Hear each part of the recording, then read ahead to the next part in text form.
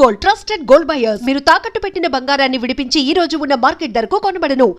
కాకుంటే ఇప్పుడు కళ్ళని దానం చేయమన్నప్పుడు వచ్చినటువంటి ఒక యాడ్ అనేది ఉంది. నెక్స్ట్ జన్మలో మీ కళ్ళతో ఈ ప్రపంచాన్ని చూడొచ్చు, అందమైన ప్రపంచాన్ని చూడొచ్చు అనేది. కళ్ళు అనేది it's a device. The only thing which perceives everything is the brain. బ్రెయిన్లో కూడా ఉన్న కాంప్లెక్స్ బ్రెయిన్ మ్యాటర్ కాదు కదా. దేర్ ఇస్ బ్రెయిన్ అనేది యాక్చువల్లీ ఒక ఎగ్జాక్ట్లీ మీ కళ్ళు రిజిస్టర్ చేస్తున్నాయి, దాన్ని బ్రెయిన్ పర్సీవ్ చేస్తుంది. Every kind of a sense you have, whether it is your hearing or whether it's your touch or your vision, all of them are functions of the brain, of the mind, which is a thought, and thought doesn't have form. So a thought అనేది మనకి ఇప్పటివరకు తెలియదు అదేంటో అసలు exactly why does a bunch of thoughts and feelings should have a human body అనేది నా one of the biggest questions నాకు.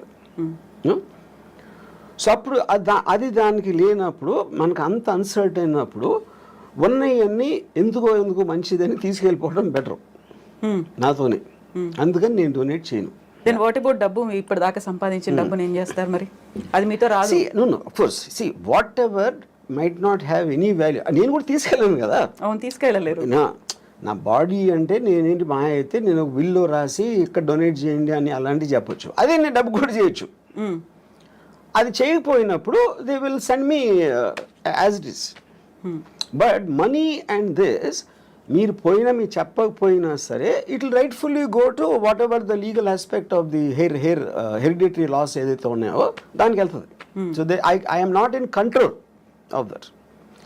నేను బతికున్నప్పుడే ముందే నేను అనుకుంటే ఇస్తాను, అది ఎలాగే ఇస్తారు కదా, చాలామంది చేస్తారు. వాళ్ళు దానాలు ఇవ్వచ్చు, ఎవరికో రాసేయచ్చు, ఏదో చేస్తారు. Anyway that happens. సో ఇప్పటిదాకా మీరు ఏ దానము చేయలేదు, చెయ్యరు అస్సలు? బ్లడ్ డొనేషన్ దగ్గర నుంచి నెవర్. నా ఇష్టం వచ్చిన వాళ్ళకి నేను ఐ గివ్ మనీ. జనరల్ పీపుల్కి నేను they have to have some connection to me. If they are in need మిమ్మల్ని అడిగారు అంటే, if they are in need మిమ్మల్ని అడిగారు ఆ టైం అంటే నాకు వాళ్ళ మీద ఫీలింగ్ బట్టి అడిగారు కాబట్టి ఇవ్వడం అనేది ఉండదు. అంటే ఇప్పుడు సపోజ్ ఒక అంటే ఇప్పుడు డొనేషన్ ఎప్పుడు మీరు ఒక వికలాంగులు లేకపోతే పేదలు లేకపోతే మన ఏమంటారు దాన్ని ఎయిడ్స్ అంటే ఎయిడ్స్ వచ్చినప్పుడు చెప్తున్నాను. అంటే I'm just what ever comes to my memory. అలాంటి ఆస్పెక్ట్స్లో ఎందుకంటే ఒక జాయిలు ఉండాలి, ఒక ప్రజలకు సేవ చేసే. ఇప్పుడు నేను సేవ చేసేది కేవలం అందమైన అమ్మాయిలకి. ఇప్పుడు నేను ఒక పర్టికులర్ టైంలో నేను ఒక అమ్మాయి నేను మాట్లాడుతూ ఉంటే అమ్మాయి ఢిల్లీ నుంచి వచ్చింది. తను ఆ పార్టీ మన కేజ్రీవాల్ అరెస్ట్ గురించి మాట్లాడతాను. నేను వేసుకున్న డ్రెస్సు చాలా అందంగా ఉన్నావు. నేను అది అనుభవిస్తున్న టైంలో నువ్వు కేజ్రీవాల్ అరెస్ట్ గురించి మాట్లాడతావు. అలా కేజ్రీవాల్కి నాకు సంబంధమే లేదు. అప్పుడు ఆ టాపిక్ మూలాన నేను ఆనందించే ఆస్వాదన తగ్గిపోతుంది, అది డిస్టర్బ్ చేస్తుంది. అప్పుడు నీకన్నా కేజ్రీవాల్ నాకు ఎందుకు ఇష్టం అవ్వాలి, నువ్వెందుకు అనుకుంటున్నావు నాకు చెప్పాను. ఇప్పుడు ఇక్కడ పాయింట్ ఏంటి, she is concern about Kejriwal లేకపోతే ఢిల్లీ పబ్లిక్ ఏమవుతారు, బీజేపీ వాళ్ళు ఏదో మోసం చేస్తున్నారు, బీజేపీ వాళ్ళు కొట్టబానుతున్నారు, ఇది అది అని చెప్తే నాకు బీజేపీ సంబంధం లేదు, కేజ్రీవాల్ లేదు, ఢిల్లీ ప్రజలు కూడా లేదు, కానీ నువ్వంటే ఉంది. అప్పుడు ఎవరి మీద నాకు ఇష్టం, మీకు వికలాంగ ఇష్టం ఉన్నప్పుడు నాకు అందమైన అమ్మాయి ఇష్టం. I'm just trying to give an example. So అప్పుడు నేను ఒక అమ్మాయి అందాన్ని కెమెరాలో బంధించడానికి నేను లక్షలు ఖర్చు పెడతాను. అదే లక్షలు వాళ్ళకి ఇవ్వచ్చు కదా, స్కూల్ కట్టేసేది కదా అంటే నేను చేయను. ఎందుకంటే I'm getting happiness out of that. నా కోసం ఖర్చు పెట్టుకున్నాను, అమ్మాయి కోసం కాదు. ఎవరి మూలానైతే నాకు హ్యాపీనెస్, నాకు అనేది అండర్లైన్ పాయింట్ అక్కడ. అప్పుడు పవర్ఫుల్ మెన్, బ్యూటిఫుల్ విమెన్, ఇలాంటి కొన్ని కేటగిరీస్ ఉంటాయి నాకు, వాటి మీద ఖర్చు పెడతాను. ఆ అమ్మాయి రియాక్షన్ ఏంటప్పుడు? She start laughing. ఎందుకు laughing? Because why is he why is Kejriwal Delhi people and they are better then your beautiful body అని అడిగా. అది నాకు చెప్పాను. నేను చెప్తున్నాను క్లియర్గా, నాకు నువ్వే ఇష్టం వాళ్ళు కాదని. నీ బాడీ కన్నా వాళ్ళు ఎందుకు నాకు ఇష్టం ఉండాలి అని నువ్వు చెప్పాను. Maybe in the way I talked and all that she suddenly started laughing. ఎందుకంటే ఆన్సర్ చెప్పలేక. సో కేజ్రీవాల్ గురించి వాటి గురించి అసలు మిమ్మల్ని అడగొద్దు, పాలిటిక్స్ గురించి దేని గురించి. Unless I'm interested. I might have been interested in suppose మన వైసీపీ దాంతో మన once the election is I'm film maker. ఆ ఫిల్మ్ మేకర్ నేను అనుకున్న తీసాను, అయిపోయింది, ఎలక్షన్ అయిపోయింది, రిజల్ట్ వచ్చింది. So I'm off that. అంటే ఒక పర్టికులర్ సినిమా తీస్తున్నప్పుడు ఆ సినిమాకి సంబంధించిన టాపిక్లో కాన్సన్ట్రేట్ చేస్తాను. సత్య తీసినప్పుడు I was very much in to the under world for example. 26/11 తీసినప్పుడు టెర్రరిజం. ఇంకోటి ఏదో తీసినప్పుడు ఆ పర్టికులర్ సినిమా ఉన్న మూడ్లో నా కాన్సన్ట్రేషన్ అనేది డైవర్ట్ అవుతూ ఉంటుంది ఆ మ్యాటర్ బట్టి. యా. సో ఇప్పుడంతా శారీ మీదే ఉందా? బికాజ్ కరెంట్ ప్రొడక్షన్ కనుక. యా. ఆ తర్వాత మళ్ళీ ఆ మూడ్ మారుతుంది. మారచ్చు.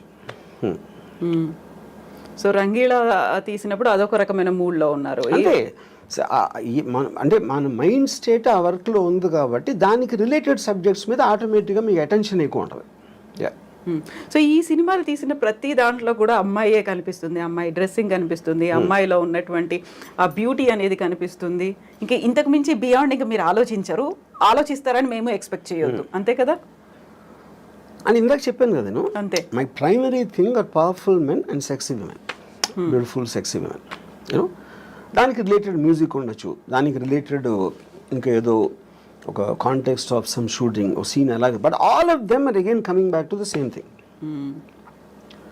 నేను సినిమాలోకి వచ్చింది శ్రీదేవి గారిని డైరెక్ట్గా చూడటానికి వచ్చాను, అంతేగాని మంచి సినిమా తీద్దాం, మంచి ఎంటర్టైన్మెంట్ ఇద్దాం, ఫ్యామిలీ అందరూ చూడదగ్గ సినిమా అని నేను ఎప్పుడు రాలేదు. అలాంటి సినిమాలు ఏదో వచ్చి ఉంటే అది బై ప్రోడక్ట్గా వచ్చినాయి, కానీ అది నా మెయిన్ ఇష్యూ కాదు. ఫోకస్ కూడా పెట్టలేదు. నా యాక్చువల్ ఫస్ట్ ఇంటర్వ్యూలోనే నేను చెప్పాను, నాకు సినిమాల్లో నేను వచ్చింది Amitabh Bachchan's gun and Zeenat Aman's thighs అని చెప్పాను. నన్ను ఫస్ట్ సినిమాకి అట్రాక్ట్ చేసింది ఈ రెండు. యా. సో ఇప్పుడు శ్రీదేవి, అందుకని నా బయోగ్రఫీ గన్స్ అండ్ థైస్ అని పెట్టిన పేరు. అవును. శ్రీదేవి మీద ఇష్టం, బోనీ కపూర్ ప్రొడ్యూస్ చేస్తారు, జాన్వీ కపూర్తో తీయమంటే తీస్తారా? ఎందుకు? నాకు Janhvi Kapoor I don't connect were. So Sridevi connection ఉంది కదా అక్కడ. కానీ శ్రీదేవి గారు పర్టికులర్ పర్సన్, ఆవిడికి పుట్టిన బిడ్డ, కానీ ఈవిడ శ్రీదేవి కాదు కదా. నాకు today somebody might like her more than Sridevi, అది వాళ్ళ పర్సనల్ విషయం. ఇప్పుడు నేను నా జనరేషన్లో నేను కాలేజ్ టైంలో ఉన్న నా మెంటల్ స్టేట్కి ఐ కనెక్టెడ్ శ్రీదేవి గారు. సో సేమ్ థింగ్ ఇప్పుడు అవ్వచ్చు. ఇప్పుడు నాకన్నా చాలా యంగ్ ఎవరు 20s, 30s ఉన్నోళ్ళు దే మైట్ కనెక్ట్ జాన్వీ చాలా శ్రీదేవి గారు, కానీ చాలా ఎక్కువ చేయొచ్చు, అది వాళ్ళ ఇండివిజువల్. ఆ టైంలో కూడా somebody might like Jayaprada more, somebody might like somebody more, you know. అప్పుడు ఈచ్ ఇండివిజువల్కి వాళ్ళకున్న పర్సనల్ పర్స్పెక్టివ్ అనేది డిఫర్ అవుతుంది. సో శ్రీదేవి గారి మీద ఏదైనా బయోగ్రఫీ తీయాలి అంటే ఆలోచన? నో. శ్రీదేవి గురించి తీయాలంటే శ్రీదేవియే ఉండాలి అక్కడ, అంతే. పాయింట్ అది కూడా కాదు. అంటే ఇప్పుడు శ్రీదేవి గారి లైఫ్ హిస్టరీ అంటే నేను I want her to be a beautiful image in my mind. అలాగే ఉంది. ఆ బ్యూటిఫుల్ ఇమేజ్ అనేది నేను ఇష్టపడతాను, కానీ ఆవిడ వెనకాల కష్టాలు, అదేమైంది ఇదేమైంది ఏదో సూసైడ్ అంటే I don't want do that. I don't want get in to that space only. ఎందుకంటే ఒక పుట్టడానికి ప్రతి ఒక్కడికి ఒక అంటే అంటే ఇప్పుడు నా ఏజ్లో వెనక చూసుకుని ఏమేం చేశాను లైఫ్లో, ఏమనిపించాను అని ఒకసారి చూస్తే Sridevi garu one of the big reason. అలాగే Jayasudha garu is very big reason. Bruce Lee was a big reason. Ayn Rand is a big reason. వీళ్ళందరి ఎగ్జిస్టెన్స్ వల్లనే నా లైఫ్కి ఫుల్ఫిల్మెంట్ వచ్చింది. వీళ్ళని తీసేస్తే నా లైఫ్ బ్లాంక్. అసలు నేను వెనక్కి తిరిగి చూసుకుంటే కొంతమంది వ్యక్తుల్ని తీసేస్తే my life is a full blank. But so the people influence me. వాళ్ళు నాకు ఆనందం ఇచ్చారా, ఎక్సైట్మెంట్ ఇచ్చారా, మోటివేషన్ ఇచ్చారా, లేకపోతే ఒక పాత్వే చూపించారా, ఇవన్నీ కూడా వీళ్ళందరూ చేశారు. దాంట్లో she is a very important person. Yeah. So ఇప్పుడు బ్యూటిఫుల్ ఉమెన్తో పాటుగా పవర్ఫుల్ మెన్ అన్నారు. పవర్ఫుల్ మెన్ అంటే ఎవరి మీద cinema? Powerful men Dawood Ibrahim అవ్వచ్చు, బాల్ ఠాక్రే అవ్వచ్చు. అమితాబ్ బచ్చన్ యాక్టర్, అమితాబ్ బచ్చన్ చేసిన క్యారెక్టర్ బాల్ ఠాక్రే సర్కార్ అవ్వచ్చు. లేకపోతే అంటే ఇట్ ఈస్ ఎవరో పోలీస్ ఆఫీసర్లు, ఎవరో gangsters, terrorist, Osama bin Laden అవ్వచ్చు. All of them interest me. Porn stars అవ్వచ్చు. Yeah, ఇవన్నీ చూసాము. కిమ్ గురించి కావచ్చు, జిన్పింగ్ గురించి కావచ్చు, పుతిన్ గురించి కావచ్చు, ఇలాంటి మూవీస్ కూడా వస్తాయా? పవర్ఫుల్ గా ఉన్నారు. డిపెండింగ్ ఆన్ అంటే ఆ పర్టిక్యులర్ మనిషిలో ఉన్న డ్రామా బట్టి. ఇప్పుడు జీపింగ్ సూరి నాకు పెద్ద తెలియదు, ఆయన అంటే చైనా గురించి అంత నేను ఎప్పుడు కాన్సన్ట్రేట్ చేయలేదు. Putin I know, but I feel Saddam Hussein is a great character.